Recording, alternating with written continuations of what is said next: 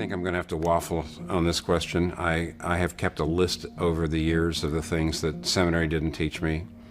And I want you to know that I want to start off by saying I'm not sure seminary necessarily has to teach these things.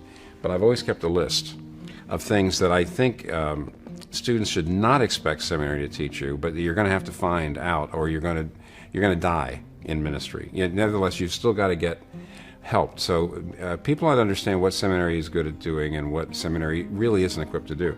My list is, in general, leadership of an organization. There's 3 parts of leadership: catalyzing, which is vision setting; organizing, which is recruiting the right people, putting the right people on the bus, getting the right people in the right job; organizing and operating, which means keeping the team together, smoothing ruffled feathers, just making sure you get to your goals.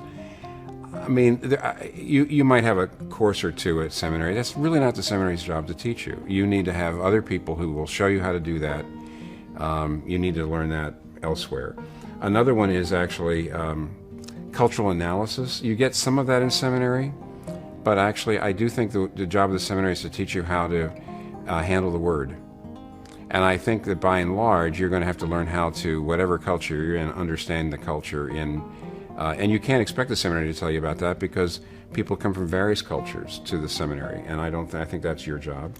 Another thing is finance, knowing how to raise and manage money. Seminary doesn't tell you about that, and every minister complains. They never told me about that in seminary, but I don't know that that's the job of the seminary.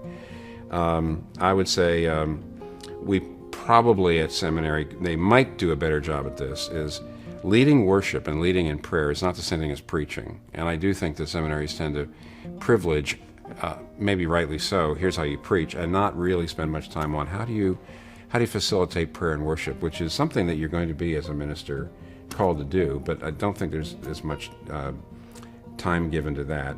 I would say entrepreneurship, which means starting things, getting something started from scratch.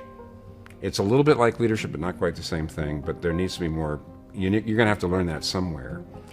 And I'll say just one other thing is reaching hostile secular people and preaching the gospel, preaching the Bible to hostile secular people. I do think seminaries ought to be talking to you about that, and I'm not sure at this point they do a very good job of that. So that's my list right now.